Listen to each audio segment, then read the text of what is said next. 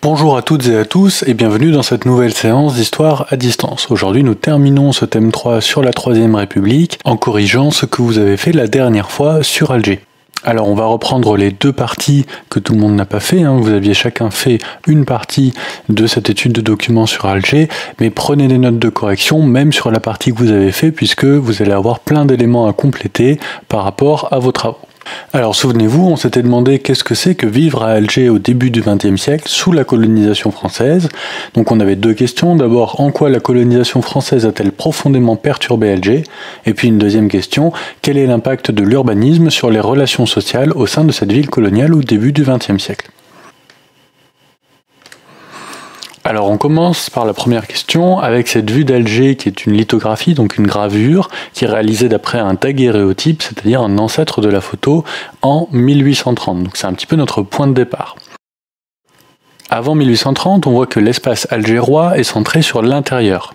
Donc là on le voit sur la photo, avant la colonisation, en 1830, c'est une citadelle, une ville étagée, d'accord, avec plusieurs étages, en front de mer, devant la mer, avec des murailles pour la protéger. C'est la vieille ville arabe qui a été remodelée par l'Empire ottoman et qui est ensuite détruite en partie pour laisser place à la ville française à partir des années 1840. Avec la colonisation, la ville se développe parallèlement à la mer, surtout en direction du sud. Donc 70 ans plus tard, on a la vue d'Alger dans les années 1900. Ici, on a une véritable photographie. Tout au long du XXe siècle, les interventions des instances politiques françaises dans l'urbanisme n'ont jamais été conduites par une réflexion sur le long terme, mais elles témoignent d'un souci commun, c'est-à-dire faire d'Alger une grande ville française.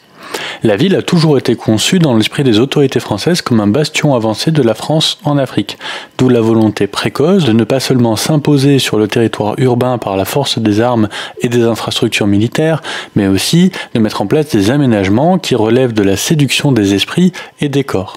Ainsi, une des premières constructions décidées par le commandement militaire est un opéra, et puis ensuite des théâtres, des écoles normales, c'est-à-dire des écoles de professeurs, ensuite la première université du continent africain, un institut Pasteur, des stades, des plages aménagées, des promenades, des places ombragées, etc. Le musée des beaux-arts et la bibliothèque se voient même conférer le statut de musée national et de bibliothèque nationale. Au cours des années 1860, Alger est doté d'une basilique, Notre-Dame d'Afrique, qui depuis les hauteurs surplombe l'agglomération. De grands hôtels sont aussi érigés. Alger concurrençant dans les années 1880-1900 la toute nouvelle Côte d'Azur. Elle connaît alors une période de frénésie immobilière, avec en particulier le développement des transports, agrandissement du port, aménagement de 2 gares et de lignes de tramway à partir de 1898. Alger est ainsi à ce moment un immense chantier dans lequel l'immobilier devient un investissement parmi les plus sûrs et les plus rentables de France. Très rapidement après la conquête, la ville est soumise donc à des destructions qui font pratiquement disparaître la ville ottomane. Seule la Casbah en livre encore un aperçu. Les Français transforment le tissu urbain sur le modèle des villes du Nouveau Monde, les villes d'Amérique. L'urbanisme s'inspire du plan en damier, angle droit, rue large, places, édifices publics, culturels et cultuels. La vieille ville se présentait comme un labyrinthe inextricable de ruelles, qui plus est sans nom et dépourvu de numérotation. Les Français percent des voies adaptées aux normes des grandes villes métropolitaines et s'attellent à rendre intelligible pour eux cet espace. L'introduction d'une nouvelle dénomination de l'espace a pour but d'imposer l'ordre colonial. La francisation des noms de rues permet à la puissance coloniale de maîtriser le territoire de la ville afin que le colonisé finisse par apparaître comme étranger. C'est durant la période 1860-1930 que s'est construit de façon durable le paysage architectural de la ville française d'Alger. L'avènement de la Troisième République en 1870 et le passage du régime militaire à un régime civil ont favorisé l'émergence d'une pléiade d'architectes qui, par leur œuvre, bâtiments publics ou constructions privées, entreprennent l'osmanisation du paysage urbain. Alger commence à ressembler à une ville française. Par ailleurs, depuis la première visite de Napoléon III en Algérie en 1860, le pouvoir français a ordonné l'arrêt de la destruction de la vieille ville. Dès lors, malgré la nécessité de créer de nouveaux quartiers européens, il y a aussi la volonté de préserver la vieille ville. Une architecture originale se déploie, attentive aux formes et aux décors de l'architecture locale. De nombreux bâtiments publics, construits entre 1900 et 1930, sont édifiés dans cet esprit et en conservent la trace. La médersa d'Alger en 1904, la préfecture en 1908 et la grande poste d'Alger en 1910. Ce style architectural, que l'on appelle de la belle époque algéroise, fin du 19e siècle, début du 20e siècle, qualifié de style néo-mauresque, puise dans le cadre référentiel de l'orientalisme et donne à lire une juxtaposition de formes et d'expressions esthétiques originaires aussi bien du Proche-Orient arabe et égyptien que de l'ère culturelle hispano-mauresque. Le langage néo-mauresque est une tentative de récupération des valeurs du patrimoine architectural et urbain traditionnel dans des constructions modernes, une volonté d'arabisation du cadre bâti. C'est en quelque sorte l'affirmation d'une renaissance artistique des caractères de l'architecture traditionnelle. C'est sous la houlette du gouverneur Célestin Jaunard, entre 1903 et 1911, qui est réputé indigénophile, que la modernisation et l'embellissement affichés par les bâtiments publics de style néo-mauresque trouvent leur légitimité. Un comité du vieil Alger est même créé, soucieux de préserver le patrimoine mauresque et de le mettre en scène.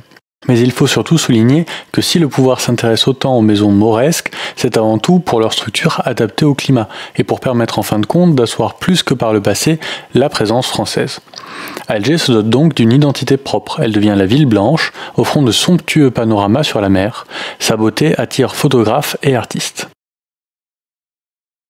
À bien d'autres égards encore, Alger peut être considérée comme une grande ville de province qui rivalise sans difficulté avec les plus grandes villes françaises.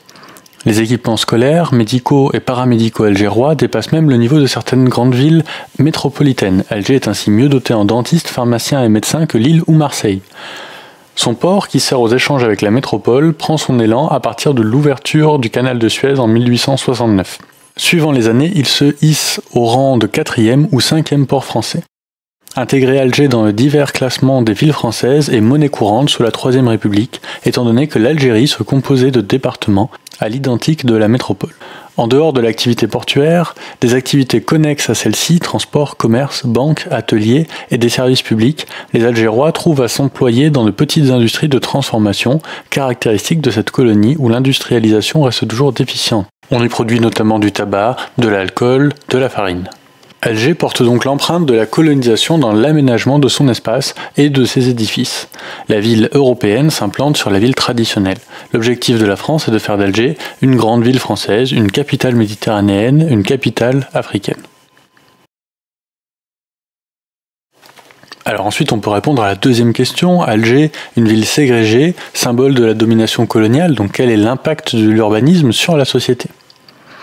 Alors d'abord, il faut dire que la population européenne est majoritaire à Alger.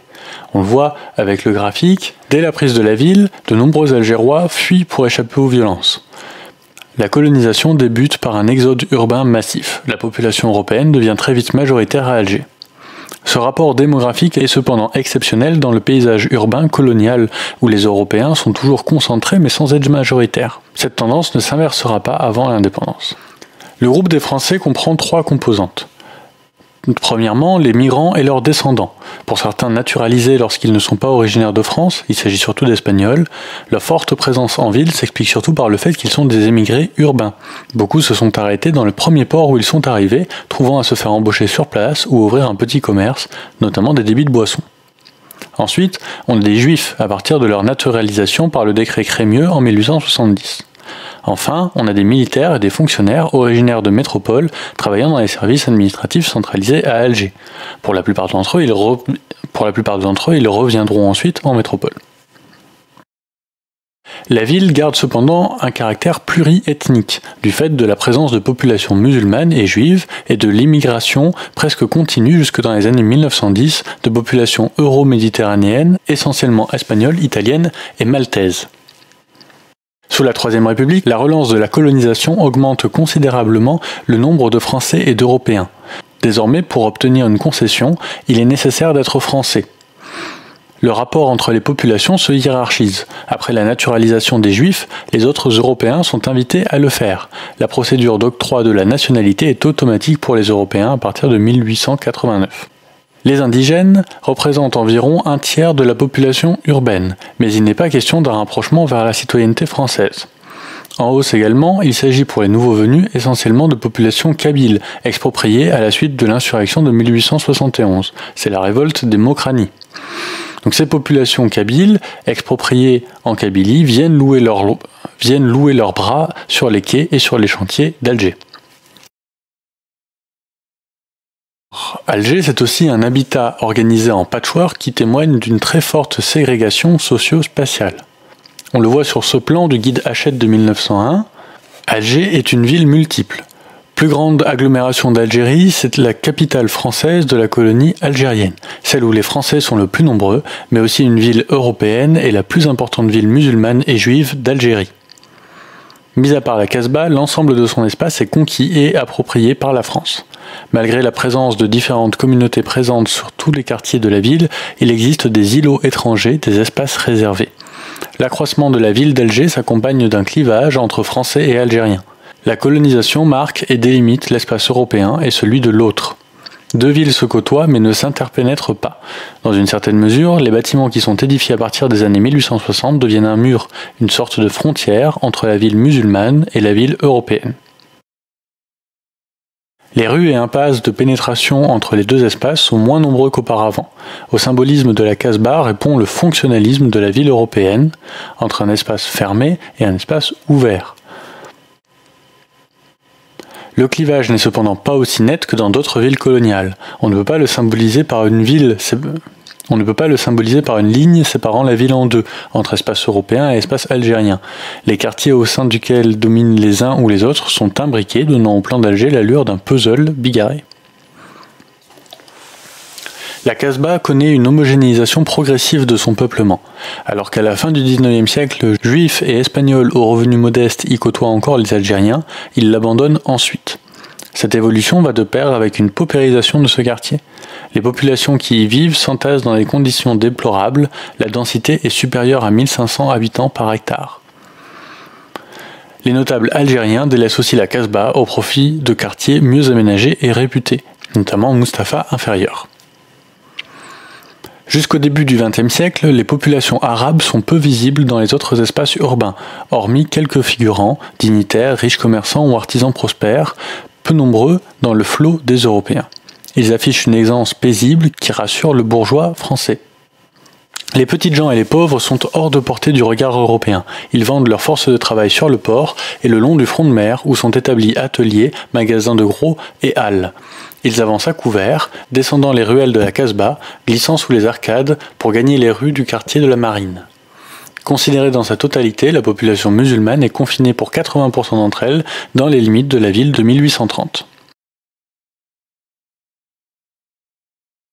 Deux autres quartiers constituent petit à petit des foyers de peuplement algérien. Bellecour, au-delà du centre-ville, à l'est, au niveau de la mer, siège notamment de petites industries de transformation.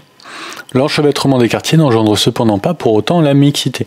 À l'ouest de la Casbah, Bab el-Oued est d'abord en majorité espagnol. Le caractère et le mode de vie, gastronomie, sociabilité, pratiques religieuses y sont typiquement ibériques pendant plusieurs décennies avant de devenir progressivement le quartier européen par excellence. L'îlot italien est quant à lui situé au cœur de la vieille ville, concentré dans les quartiers voisins du port. Il est surtout peuplé de Sardes, Napolitains et Milanais qui exercent des activités liées à la pêche et à la maçonnerie.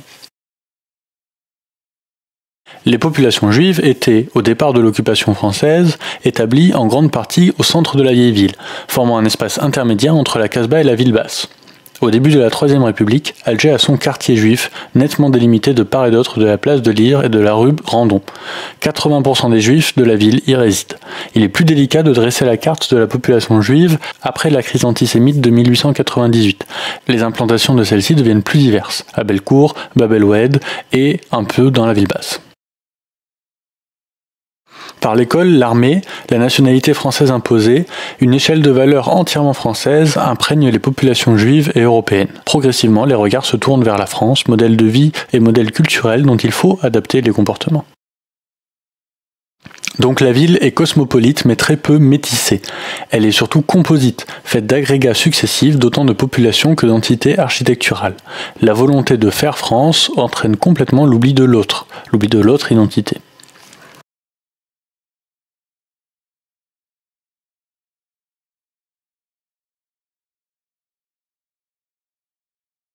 L'impact de la colonisation a atteint différemment les populations indigènes. Certains quartiers apparaissent encore ancrés dans une vie traditionnelle immuable. À ce tableau s'oppose l'image de groupes en pleine transformation. Des employés ou des ouvriers côtoient quotidiennement des Français. Des quartiers modernes s'édifient. Le cadre de vie quotidienne, en particulier le vêtement, la façon de se nourrir, acheter son pain chez le boulanger au lieu de le confectionner, se transforme. La demande d'instruction moderne se développe malgré la très faible scolarisation des enfants algériens.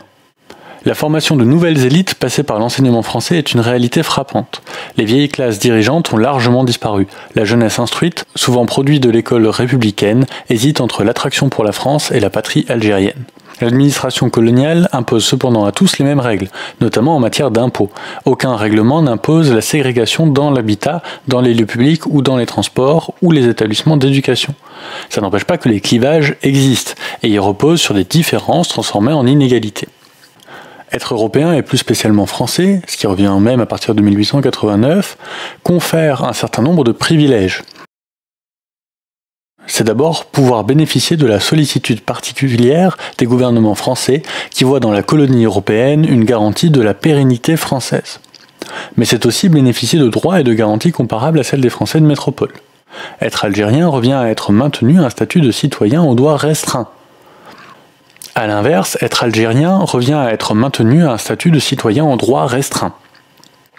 Au départ, l'état de guerre ou les nombreuses révoltes ont abouti à établir une surveillance étroite de la population, à laquelle sont imposées amendes et emprisonnements arbitraires. Ces conditions, supportées avec résignation par les populations vaincues, apparaissent de moins en moins tolérables au XXe siècle, lorsqu'une certaine familiarité avec les institutions républicaines amène à revendiquer des libertés d'expression, de réunion, politique, syndicale, une parfaite égalité avec les Européens. La discrimination est particulièrement criante pour les Algériens musulmans. Ils ont reçu la nationalité française lors du Senatus Consul de 1865, mais cette reconnaissance ne leur a procuré que peu d'avantages, car elle ne leur a pas conféré en même temps les droits qui vont avec cette nationalité. Ceci aboutit à leur donner un statut qui diffère peu de celui des indigènes des autres colonies. Les Algériens peuvent, s'ils le souhaitent, acquérir la nationalité française, désignée comme naturalisation. L'obstacle est cependant double. Pour un Algérien, ce serait d'abord renoncer au statut personnel musulman pour adopter le code civil français. La démarche est donc considérée comme une apostasie aux yeux de la jurisprudence coranique et réprouvée par les communautés musulmanes qui voient une sorte de trahison et traitent fort mal ce qu'elles considèrent comme des convertis, entre guillemets. Les autorités françaises elles-mêmes encouragent peu la démarche. Les contacts entre les différentes composantes de la population algéroise étaient finalement peu nombreux, hormis sur quelques places publiques. Ils existaient surtout dans le monde du travail, comme le port, où les dockers étaient recrutés parmi les uns et les autres, mais où l'affectation aux différentes tâches composant le métier respectait la hiérarchie coloniale. Dans les familles aussi, parfois, les Français recourant très fréquemment au service d'employés de maisons algériennes. Il s'agit de contacts à distance, mais de contacts tout de même. Alger était un faux microcosme de l'Algérie française. La ville en donnait aux Français d'Algérie une vision trompeuse. Comme en métropole, Alger connaît des tensions politiques fortes entre les années 1870 et le début du XXe siècle, qui se sont notamment cristallisées autour de l'antisémitisme. Depuis leur assimilation, les Juifs étaient devenus aux yeux de certains Français d'Algérie assez nombreux pour décider des résultats des élections en votant ensemble pour un même candidat, même si dans la réalité de leur vote, leur voix était relativement dispersée entre plusieurs candidats. Des incidents, violences et échauffourées se multiplient dans les années 1890. Le petit peuple européen se retrouve notamment dans la figure de Cagayou, personnage créé par le publiciste et chroniqueur local Auguste Robinet et qui est devenu l'archétype des anti-juifs algérois. En 1898, dans le contexte de l'affaire Dreyfus, la ville connaît une violente poussée antisémite. Les Youpinades font 2 victimes et une centaine de blessés. La même année, Max Régis est élu maire d'Alger à la tête d'une liste anti-juive, tandis qu'Édouard Drumont, accueilli en héros, est élu député avec 3 autres candidats antisémites sur les 6 sièges dévolus à Algérie. Donc en bilan, on peut noter que Alger est une ville emblématique pour la colonisation française. Conquise dès 1830, elle devient l'interface entre la métropole et la colonie de peuplement. L'expansion de la ville est accompagnée par le colonisateur qui la modernise et l'européanise, notamment au détriment de la Casbah. C'est une ville qui témoigne du fonctionnement de la société coloniale, 2 villes se côtoient sans s'interpénétrer.